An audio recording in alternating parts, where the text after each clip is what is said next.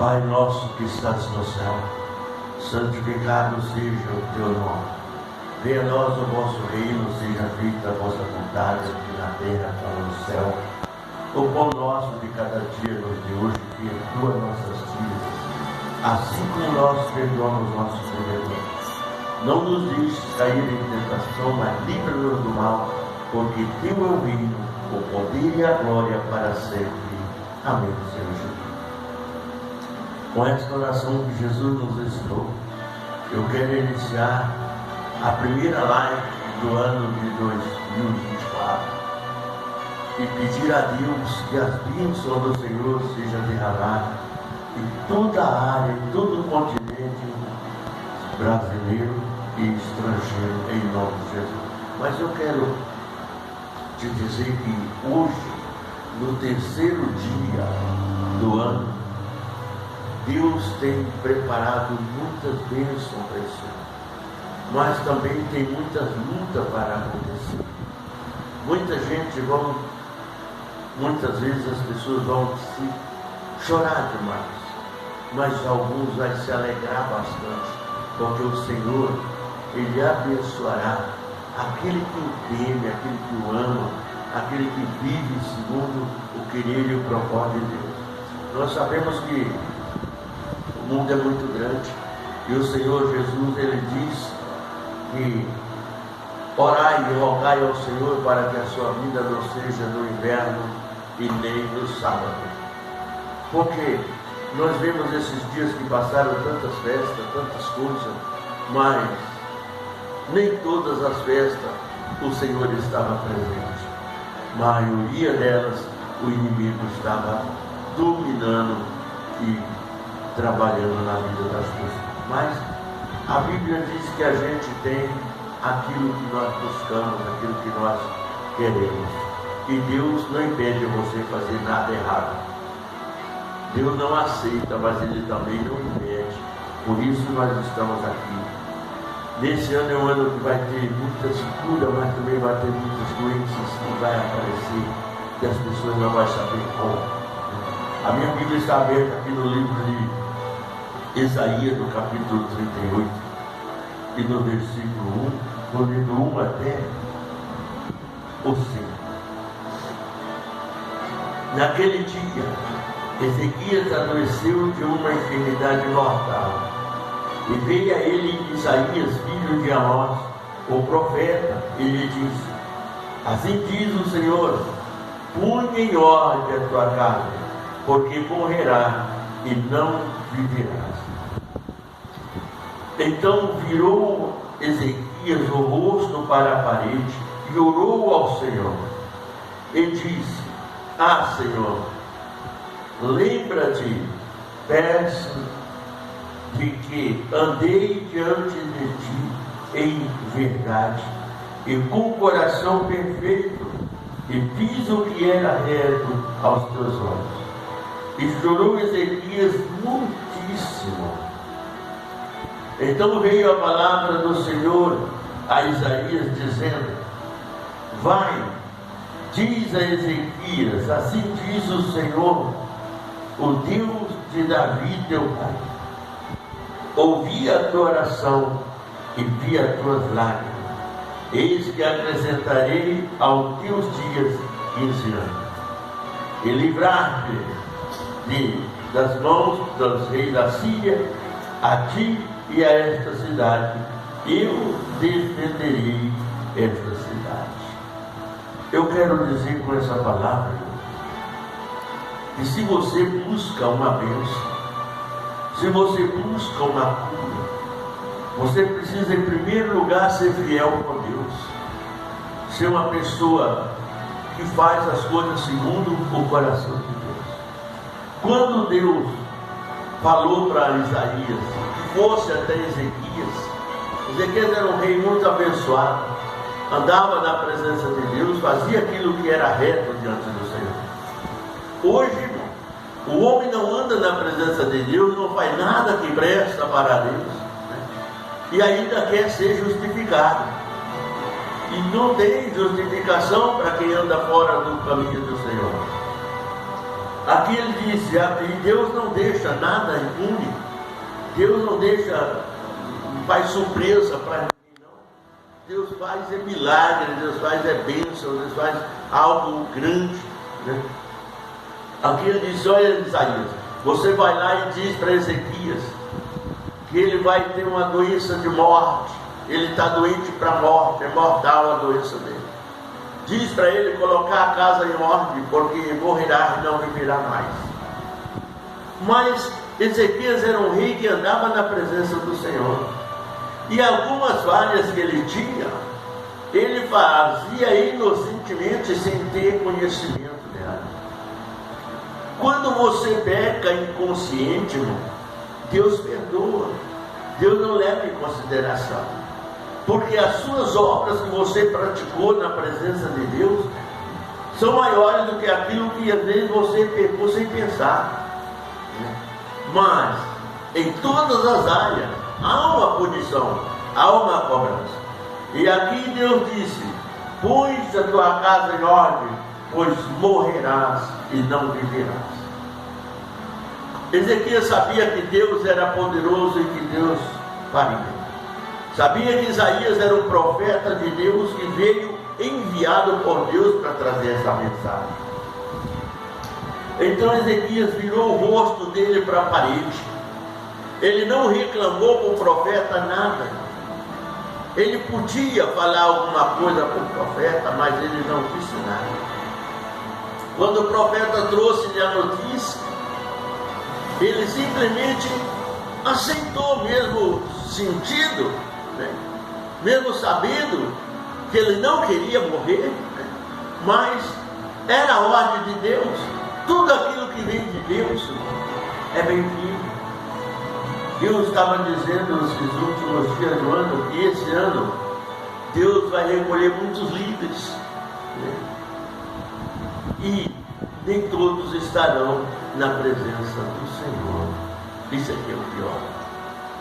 Diz, partir com Deus é uma coisa, mas fora da presença é terrível, é triste. Mas quando você anda em sinceridade com Deus, Deus te abençoa e Deus te livra de todo mal. Então ele virou o rosto para a parede e falou para Deus assim: ah, Senhor, lembra-te, peço-te, de que andei diante de ti em verdade e com o coração perfeito, fiz o que era reto aos teus olhos. E chorou muitíssimamente. Ele aceitou o recado do Senhor.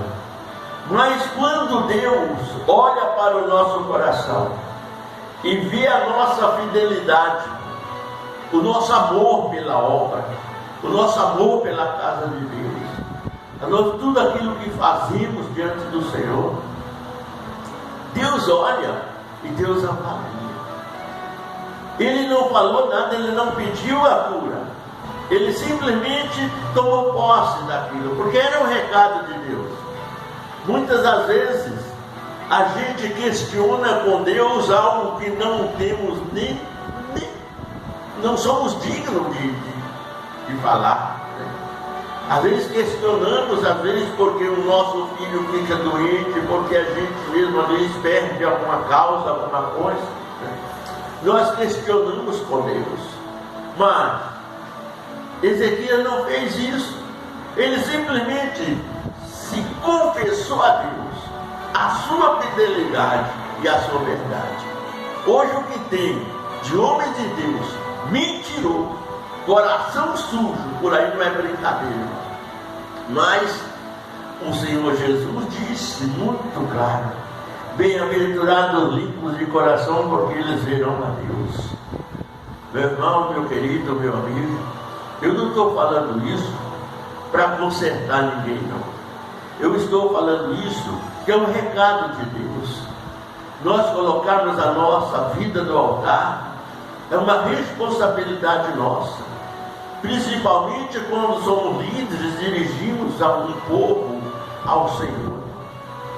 E aqui Ezequias disse: lembra-te, Senhor, que eu andei em verdade e sinceridade de coração, e fiz o que era reto aos seus olhos. Olha, irmão, a obra de Deus não é brincadeira. E muita gente está brincando com as coisas de Deus. Muita gente está mentindo através, usando Deus para mentir, usando Deus para enganar, usando Deus para prosperar, para enriquecer. Deus enriquece sim. A riqueza, a prosperidade é dom de Deus, irmão. E aqui o que ele diz? Isaías, volta logo depressa, vai até a Ezequias e diz para ele que eu ouvi a sua oração e vi as suas lágrimas, e a seus anos acrescentarei 15 anos aos seus dias. Ali agora Deus estava mudando o quadro da vida do rei Ezequias, porque ele era reto diante de Deus. Se nós às vezes andamos na presença de Deus e temos alguma falha, irmão, porque todos nós temos, ninguém é perfeito, todos nós temos, mas nós temos um Deus grande e poderoso que está olhando e observando a nossa vida, os nossos passos, nossos caminhos, nossos pensamentos. Deus conhece a cada batida do teu coração, meu filho, e é por isso que é muito importante examinar a palavra de Deus e fazer aquilo que é reto, gente. Às vezes muitas pessoas eu vejo por aí: se você não fizer uma oferta de tanto, você não vai ser abençoado. Tem muita gente desse jeito. Nós não podemos fazer nada para Deus sob pressão, irmão. Nós não podemos fazer nada para Deus sob engano. Nós temos que abrir o nosso coração e servir a Deus. É claro que a oferta que você faz, ela abre porta de prosperidade, de cura, de muitas coisas na nossa vida. Mas isso é você que tem que fazer. Entendeu?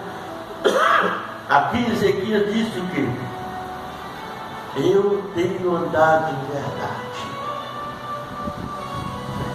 e tenho sinceridade de coração, e tenho feito, Senhor, o que era reto diante de ti.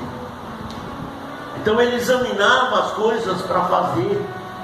Hoje um líder religioso, ele precisa examinar primeiro a palavra, para depois fazer aquilo que ele tem no coração. Porque se nós fizermos com engano ou com ganância, o Senhor vai cobrar no último dia.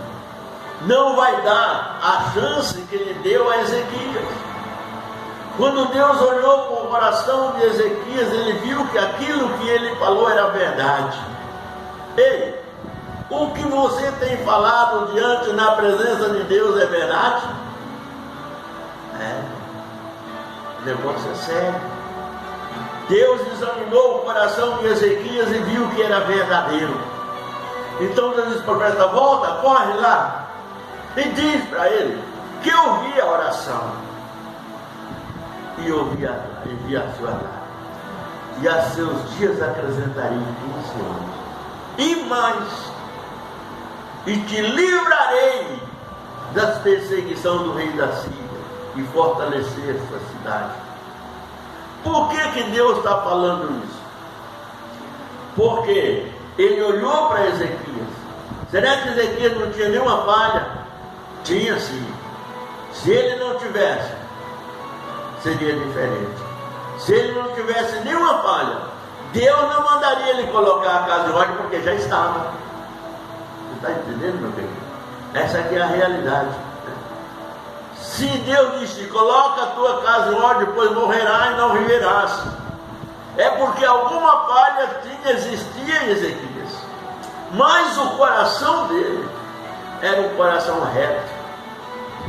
A obra que ele fazia para Deus era verdadeira, era sincera. Ele era aquele rei justo diante da humanidade.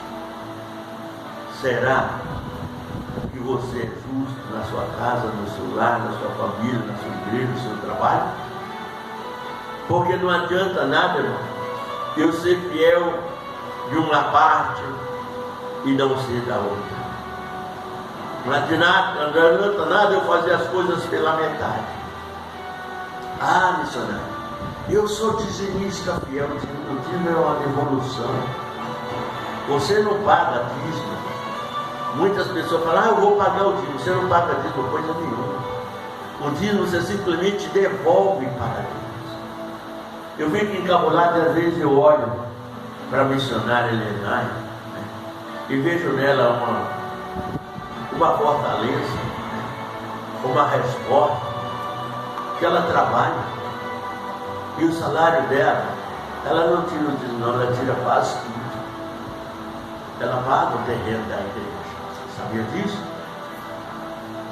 Então, é muito importante. Por quê? Porque a fidelidade não tem dinheiro que pague. Entendeu? Será que Deus não está vendo? Tá. Passamos dificuldade? Passamos sim. Passamos aperto? Passamos sim. Mas aquilo que fazemos para Deus, nós temos que fazer de coração. Abrir o coração e fazer para Deus. E aí Deus vai te dar o respaldo. Aqui Deus diz, eu te acrescento agora, você não morre mais, Ezequias. Você vai viver mais 15 anos. E além disso, eu vou abençoar a sua vida, o seu trabalho, esta cidade. E vou te livrar dos reis. Olha bem, é uma promessa maravilhosa, não é?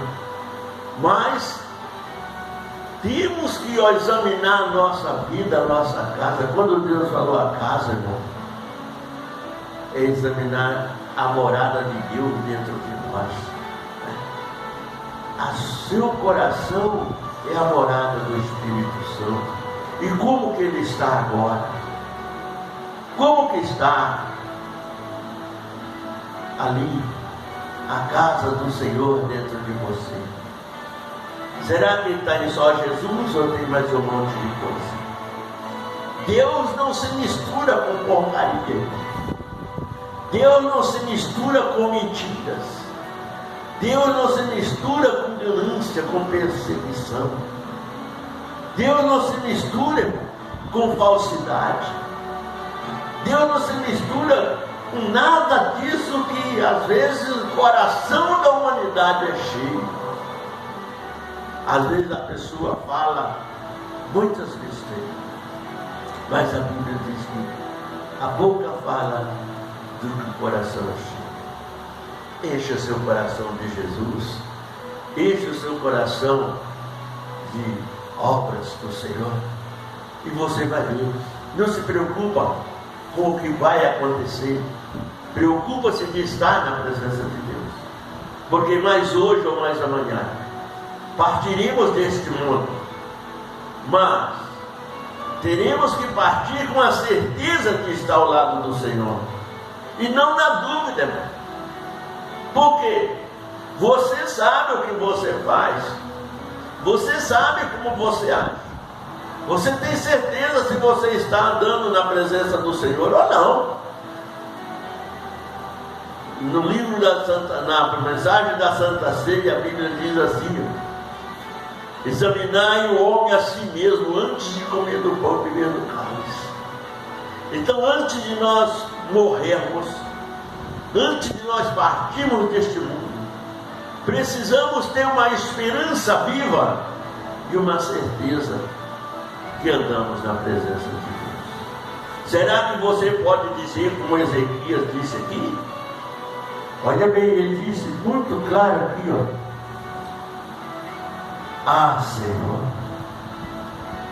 lembra-te, peço-te, de que andei diante de ti em verdade, e com o coração perfeito, e fiz o que era reto aos seus olhos.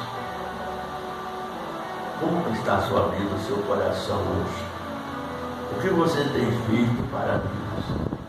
Eu não estou querendo dar lição de moral a ninguém, não. Eu estou falando aquilo que Deus está colocando na minha boca para dizer, né? Quem sou eu para querer consertar você? Não. O nosso conserto vem de Deus. É nós que temos que nos consertar. Ninguém conserta ninguém.